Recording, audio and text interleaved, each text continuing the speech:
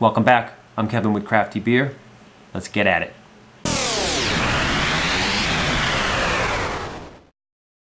Today's beer is from Prairie Artisan Ales. They're in Tulsa, Oklahoma, and it is a dry hopped Gose.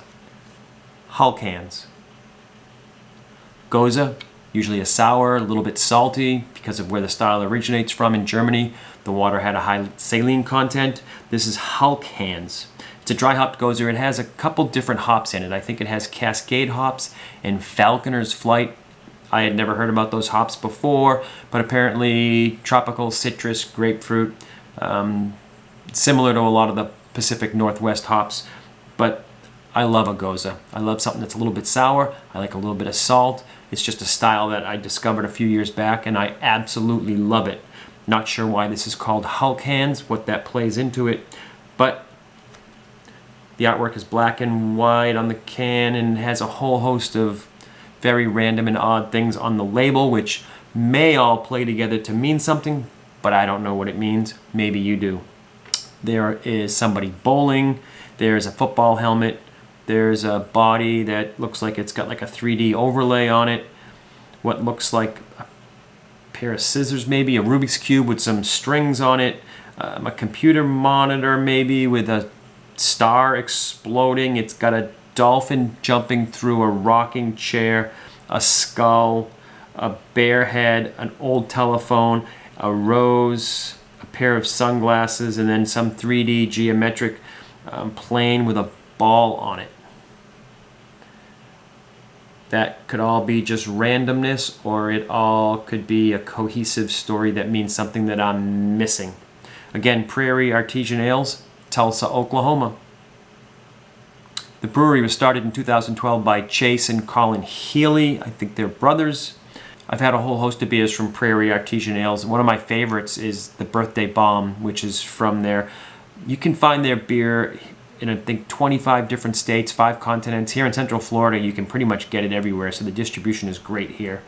All right, a dry hopped Gose. So it should be sour, salty, and dry hops, so maybe those hops will add an extra layer of citrus, lemony, grapefruity.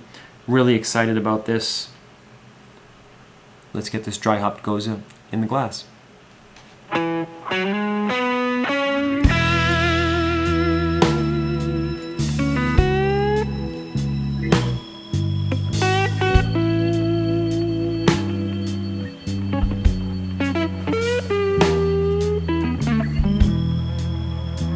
Yeah, standard gold color, had a little bit of head.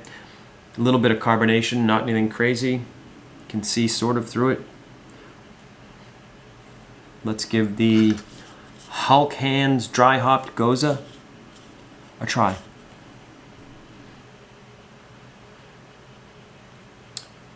The nose is maybe an earthy lemon is what I get. It's not very strong, but it's definitely got an earthy, dank, funky side to it. Not sure if maybe that's the hops, but not as citrus. It's not a really strong nose, but it's got that angle, that earthy, funky, dank angle with a little bit of lemon kicking around in there. It's just a standard, typical gold color. Not a lot of carbonation, but it's got a little bit going on. Let's try this dry hopped Gose from Prairie Artisan Ales. Okay, for a Gose, it didn't have the punch that I would have expected. A lot of times a Gose is pretty sour and you get that salty taste to it. Not very much with this one. Yeah, this only has the hint of being a Gose. After a couple sips, you start to get a little bit of that salt.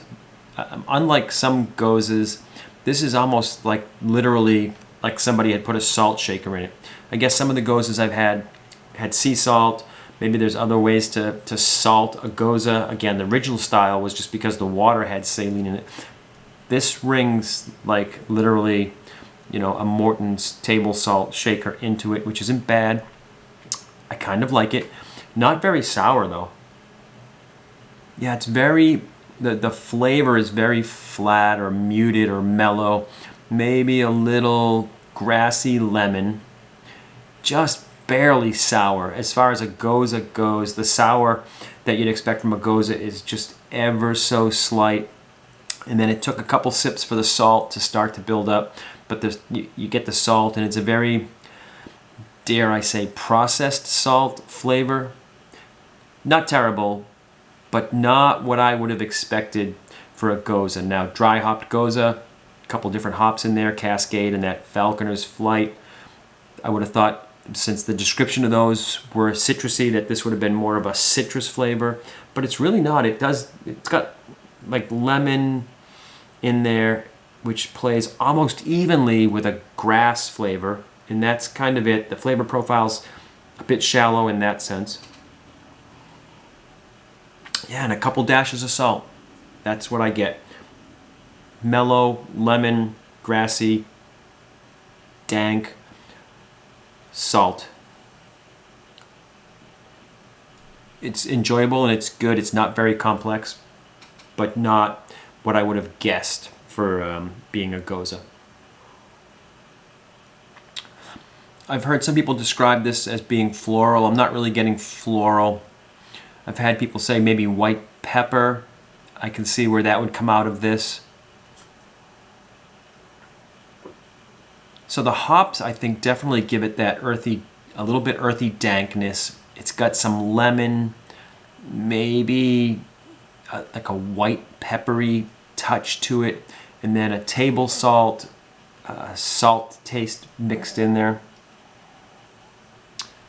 Hulkan's dry hopped Gose. Dry hopping definitely changed the taste from what I expected. Gave it a little bit of an earthy, dank flavor. The citrus was a little bit less than what normal Gose. The salt in this tasted a little bit different for me too, but a different beer experience is exactly what I look for. That's why I buy beers that I've never had before.